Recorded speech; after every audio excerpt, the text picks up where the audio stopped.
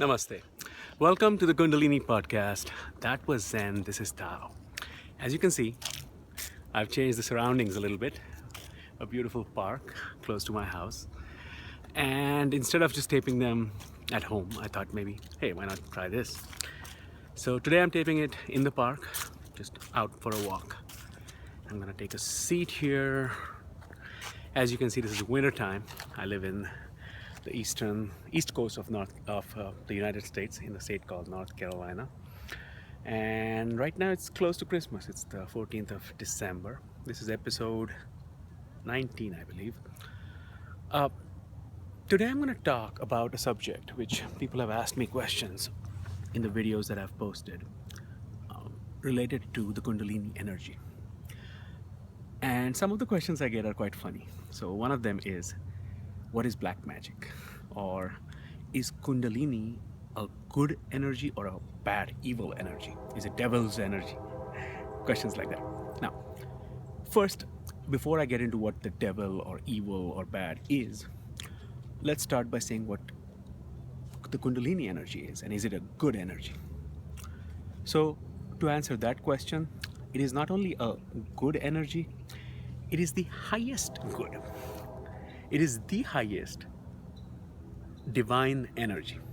The many words used to describe the Kundalini energy are the divine feminine. If you watch the Da Vinci Code, that's what they're referring to, the divine feminine, the chalice, the cup of Christ, Holy Grail.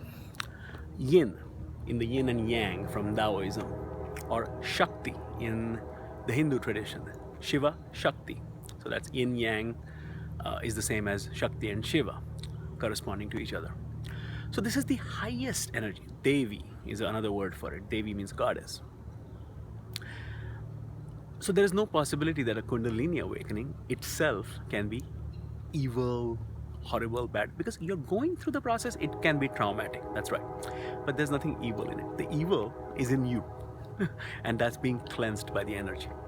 And no, it's not evil in you, but it's just accumulation based on your ego and what you have done, past karmas, how you have lived your life, what it means to be a human being.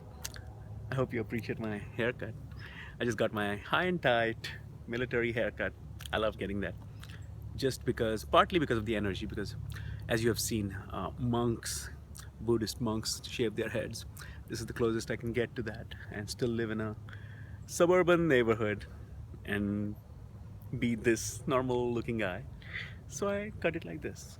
Other people go the other way and grow a beard and long hair. For me, this works better because, as I've told you before in my videos, I catch a lot of thoughts.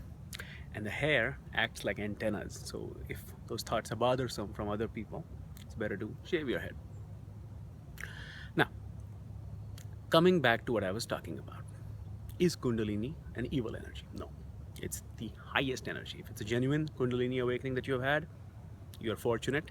Thank God. Count your blessings. You've had an amazing thing happen to you. But so let's go into a little bit detail about what is black magic, what is evil, what is Satan and the devil and all of that stuff. First and foremost, let me tell you this.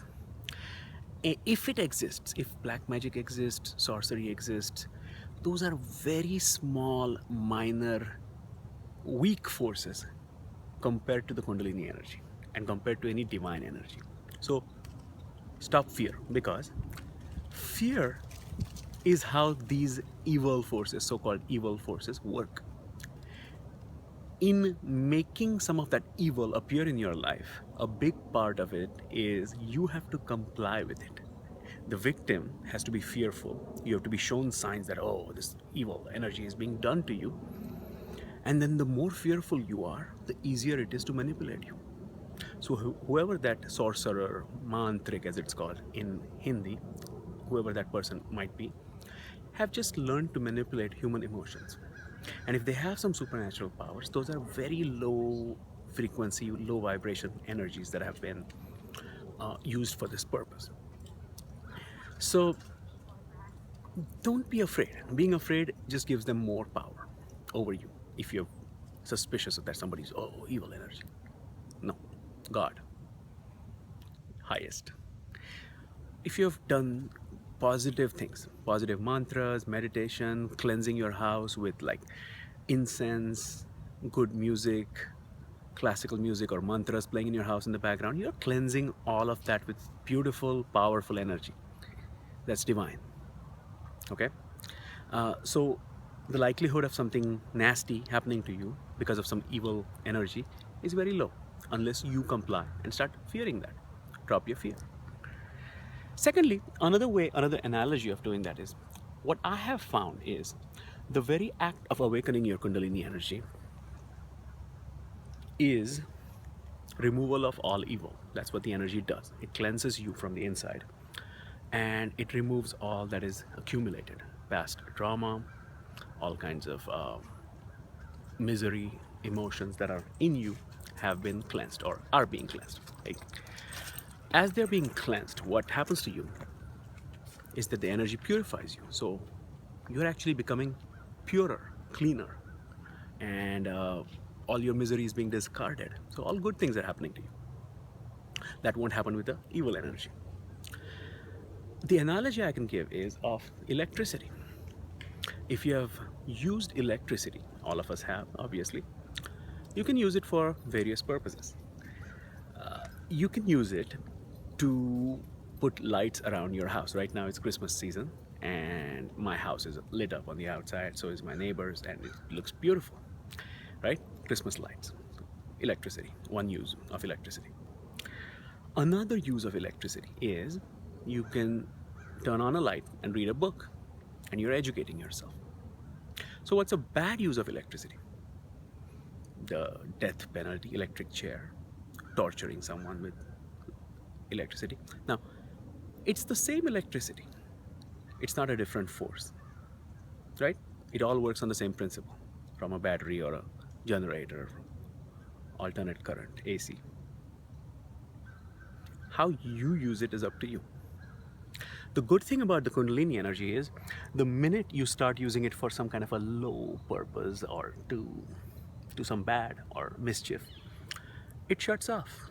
In my case, even minor things related to the ego and the energy does not allow itself to be used for those purposes. So Kundalini cannot be used for something bad for a very long time. Your energy diminishes, you go into a lower state, and you just become your normal, unawakened self. And then you say, hey, why would I want this? I want the higher thing, higher power. So you immediately learn to identify temptation. You discard it yourself because you want that energy. You want the higher experience of the absolute, of the inner power, of the inner bliss. So Kundalini used towards an evil purpose will shut it off like that. Okay? But suppose, let's say someone does manage to, at a lower stage, say, okay, I want just this and I just want to do these evil things. And even if he manages to use that, he stays at that lower level. That's like a misuse of electricity. Someone using the electric current for the bad use. But the energy itself or the electricity itself is not bad or good. It has the potential to do great good within you, and that's what it should be used for. Which is why I say, forget about the superpowers, forget about the psychic energy. Those just irrelevant things that keep happening in the background, and you have to resist the temptation. And you'll realize slowly that, hey, the more I resist this and go towards what's within, the higher I get, the more I am towards being an awakened being, an enlightened being. And that is what you should aim for, without craving, without any persistent gnawing need for it. Just surrender to the power, let it do its work, and you'll get there. That's the Kundalini energy. That's the definition of what it is, what it does, and a slight explanation of what's good, what's evil, and how it can be used for those purposes. Okay, I hope that was helpful.